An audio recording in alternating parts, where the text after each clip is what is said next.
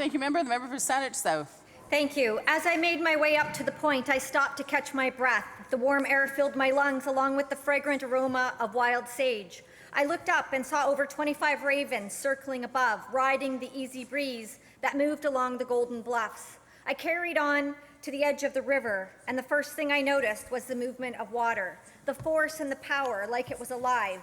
I looked down the river valley and saw the edges filled with crops like alfalfa, canola, oats, and hay. We stood in silence, just letting it all sink in. I had come to the Peace River Valley to take part in the Paddle for the Peace, and in that moment, I knew just why I was there.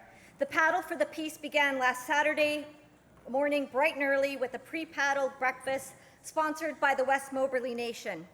First Nations, residents, farmers, ranchers, scientists, geologists, business people, and supporters all took to the water, and we paddled together.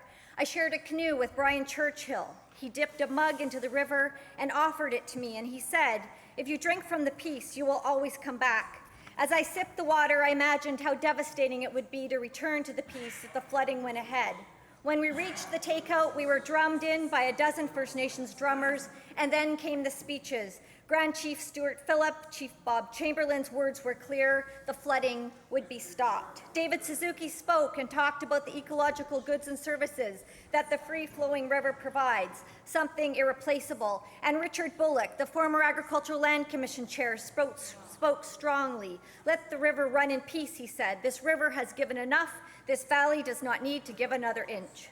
We left the valley that night as the sun set, and the reality of what we all could lose as a province became heavier. But the paddlers' commitment to return to an unflooded valley became even stronger.